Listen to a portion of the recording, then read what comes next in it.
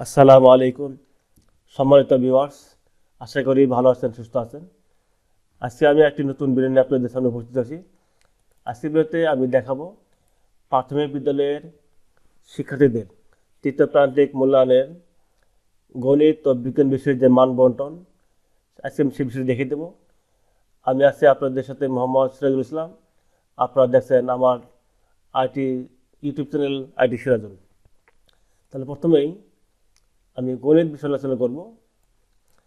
সর্বশেষ 14 নভেম্বর 2024 তারিখের যে আলোকের যে পরিপত্র, সেই আলোকের আজকে যে মানবন্টন সেই দেখে দেব। আর এই আলোকেই এই মানবন্টন অনুসারে প্রশ্নপত্র তৈরি করা হবে। আমি আজকে দেখে দেব পঞ্চম শ্রেণীর প্রাথমিক গণিত এবং বিজ্ঞান। তাহলে শুরুতে দেখা যাক এখানে যে পঞ্চম শ্রেণীর প্রাথমিক গণিত পূর্ণমান 100, সময় 2 ঘন্টা 30 মিনিট। বলছে তৃতীয় প্রান্তিকের জন্য নির্ধারিত অধ্যায়সমূহ হতে প্রশ্ন করতে হবে। আমার চ্যানেলে কোথা থেকে কোন পর্যন্ত পড়তে হবে, অর্থাৎ চতুর্থ এবং পঞ্চম শ্রেণীর জন্য যে সিলেবাস, অধ্যায়ের যে সিলেবাস, সেই বিষয়ে আমার ভিডিও দেওয়া আছে, স্যার দেখে নিতে পারেন। এরপরে রয়েছে এখানে, প্রথমে রয়েছে এখানে 1-এর ক বহু নির্বাচনী প্রশ্ন। এখানে 20টি বহু নির্বাচনী প্রশ্ন থাকবে, 20টি নাম্বার থাকবে, 20 নাম্বার। নাম্বার খ শূন্যস্থান পূরণ থাকবে 10টি, 10টির জন্য নাম্বার থাকবে 10। নাম্বার 2 থাকবে সংক্ষিপ্ত প্রশ্ন, অর্থাৎ এক কথায় উত্তর দিতে হবে, অর্থাৎ খুব ছোট ছোট টাইপের উত্তর প্রশ্ন হবে, যেটি একটি বা দুটি শব্দে উত্তর দেওয়া যাবে। এখানে নাম্বার থাকবে 20টি প্রশ্ন থাকবে। এখানে 12টি প্রশ্নের মধ্যে যে কোনো 10টি প্রশ্নের উত্তর দিতে হবে, অর্থাৎ 12টি প্রশ্ন থাকবে, 10টি উত্তর করতে হবে, সেখানে নাম্বার থাকবে 10 × 20। এবং এখানে রয়েছে যে বড় প্রশ্ন 5 × 10 অর্থাৎ 50 নাম্বার থাকবে। তাহলে এখানে বহু নির্বাচনী প্রশ্ন থাকবে 20 নাম্বার, শূন্যস্থান পূরণ থাকবে 10 নাম্বার এবং সংক্ষিপ্ত প্রশ্ন থাকবে মোট 20 নাম্বার। বড় প্রশ্ন থাকবে 50 নাম্বার। এর মধ্যে 13টি প্রশ্নের মধ্যে যে কোনো 10টি প্রশ্নের উত্তর দিতে হবে।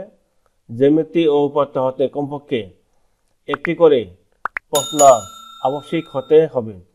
বড় সমস্যার সমাধানের মূল্যায়নের ক্ষেত্রে পদ্ধতি ও ধাপ বিবেচনায় রেখে নম্বর প্রদান করতে হবে। আর বলা হয়েছে যে প্রশ্নপত্র প্রণয়নে বিষয়বস্তু এবং শিখনের স্তরসমূহের বর্ণিত বিভাজন অনুসরণ করতে হবে। এই ছিল প্রাথমিক গণিতের, অর্থাৎ পঞ্চম শ্রেণীর প্রাথমিক গণিতের এই মানবন্টন। এখন দেখা যাক বিজ্ঞান বিষয়।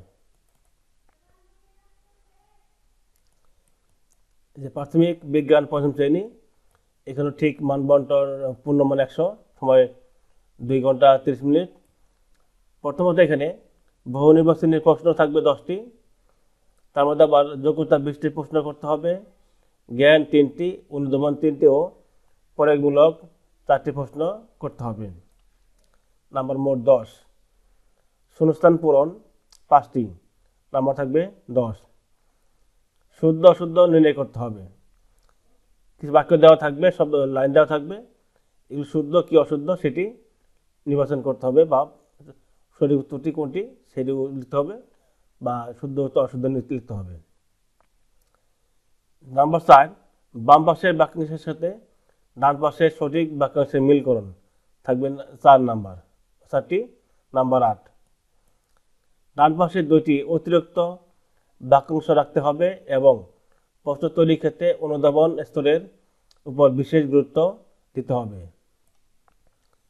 নাম্বার 5, সংক্ষিপ্ত প্রশ্নের উত্তর দিতে হবে। এখানে 12 থেকে 10টি প্রশ্নের উত্তর করতে হবে, নাম্বার থাকবে 30।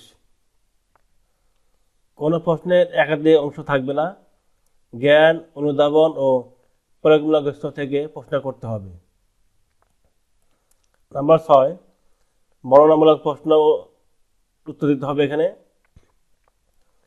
6টি থেকে 4টি উত্তর করতে হবে, নাম্বার থাকবে 32। একাধিক অধ্যায় থেকে প্রশ্ন নিয়ে একটি বর্ণনামূলক প্রশ্ন করা যাবে না, অর্থাৎ লেস রাখা যাবে না। প্রশ্ন তৈরির ক্ষেত্রে একাধিক অংশ সংবলিত প্রশ্নে জ্ঞান, অনুধাবন ও প্রয়োগমূলক স্তরের প্রতিফলন থাকতে হবে। সম্ভাব্য ক্ষেত্রে চিত্রাঙ্কন সংবলিত প্রশ্ন অন্তর্ভুক্ত করতে হবে। সুস্পষ্ট নম্বর বিভাজন দেখাতে হবে। সম্মানিত ভিউয়ার্স, এই ছিল আজকে আমার এই পঞ্চম শ্রেণীর বিজ্ঞান এবং গণিত বিষয়ের মানবন্টন। যদি এই ভিডিওটি দ্বারা আপনাদের একটু হলে কাজে উপকার আসে, অনুগ্রহপূর্বক আমার চ্যানেলটি সাবস্ক্রাইব করে পাশে থাকবেন। ভিডিওটি তখন দেখার জন্য আন্তরিক ধন্যবাদ।